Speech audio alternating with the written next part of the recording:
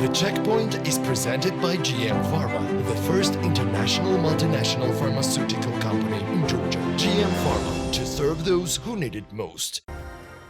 We see the attempts of the international community to put Putin to the table of the negotiations with Volodymyr Zelensky and make a ceasefire happen.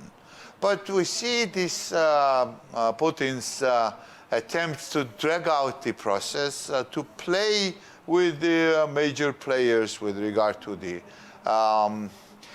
negotiations and dragging out this process, and of course continuing, even increasing the bombardments of the peaceful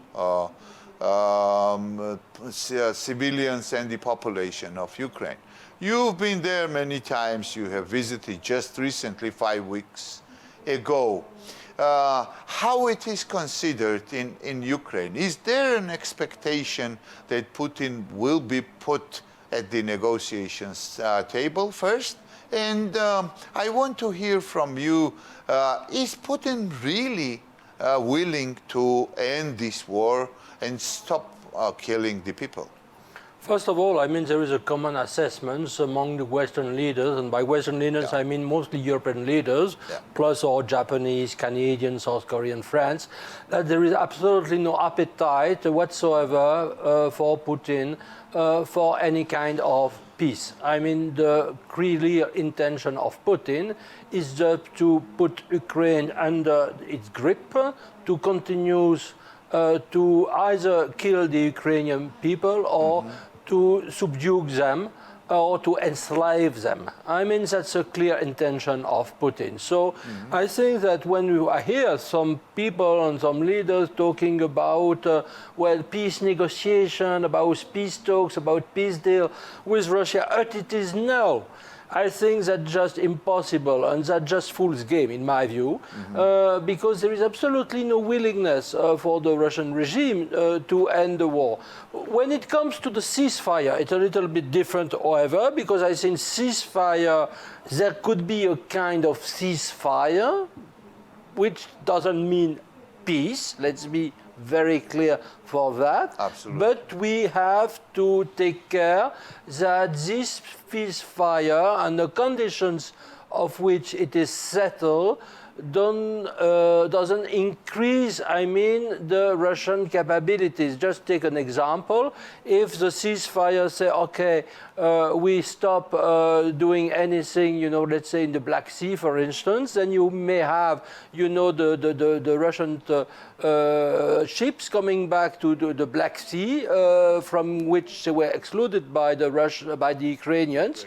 And I think certainly it will be very dangerous for Ukraine. So let's be very cautious about that. The second question is also about, you know, what the Ukrainians are feeling. And it was, well, I went to Ukraine 6 times since the beginning of the all-out war, starting on February 24th, 2022. And I think that the feeling of the Ukrainian is the following, just 2 points. First one, they do not want to surrender. As one former Ukrainian MP said, well, basically, if we continue fighting against the invaders, we certainly know that we will lose certainly thousands of our young people. But if we stop fighting, we will lose millions.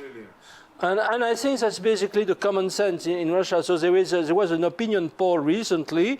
There is absolutely no question whatsoever to give up the territories, because if we see what happens, you know, in the already occupied territories by Russia, you have, I mean, rapes, collective rapes of women. You have deportation of children, which is a crime of genocide, according to the conventions of December 9th, 1948 on the repression and prevention of the crime of genocide.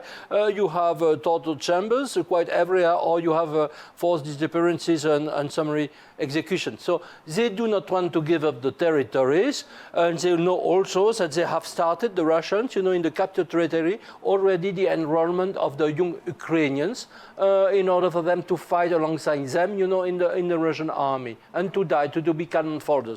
And I think that's not acceptable. The second thing is that there is more optimism in Ukraine right now. Just see what happened with Spider's Web, and I was just before Spider's Web. Yeah. You know, that's something that I'm saying since 2 years. I mean, because of their own abilities, ingenuity, their technological skills, I mean, the Ukrainians are able to invent, and I'm sure that at the end of the day, probably they will have won by themselves. Yeah, that's the very important point. You mentioned winning the war by themselves, and spider web operation, unique operation, I must say. There were a lot of talks that this operation could change the entire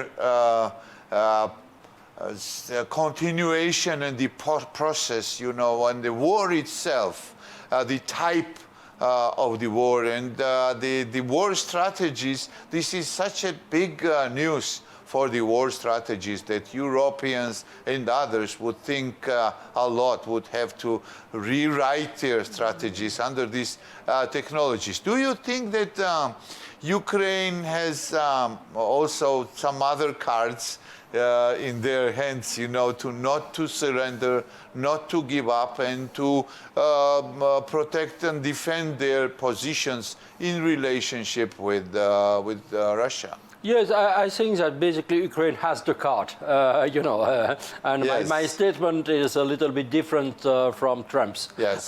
As you know, because he has the card, he has the technological cards.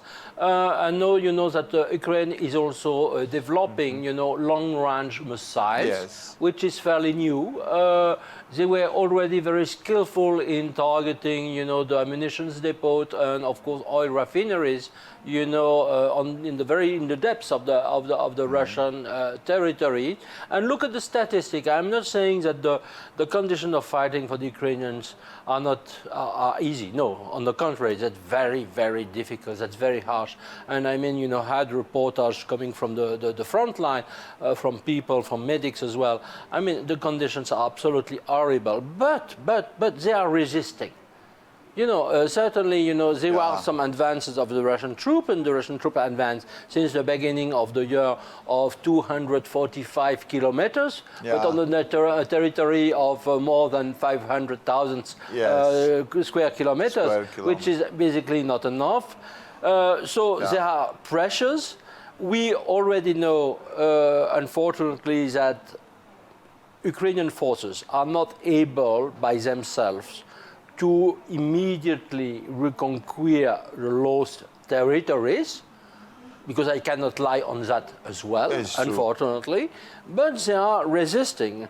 And at the same time, I mean, if the allies are doing their duties, and by allies I mean the European states, mostly the EU plus UK, Norway, plus let's say the Japanese and some others, I am quite certain that in 1 year and a half or 2 years from now, the Ukrainian will be able to. But I mean, that's basically what the Europeans should do, basically to transform their economies into war economies, to increase their spending to 5% of the GDP. And I mean that absolutely mandatory. Not only, I mean, for Ukraine, but also to protect ourselves, you know, in Europe. And I think that in this condition, there could be certainly, you know, a victory. So basically, just to sum it up, I think that we must not have a kind of peace plan, illusory peace plan, but we must have a plan for victory. The Checkpoint is presented by GM Pharma, the first international multinational pharmaceutical company in Georgia. GM Pharma, to serve those who need it most.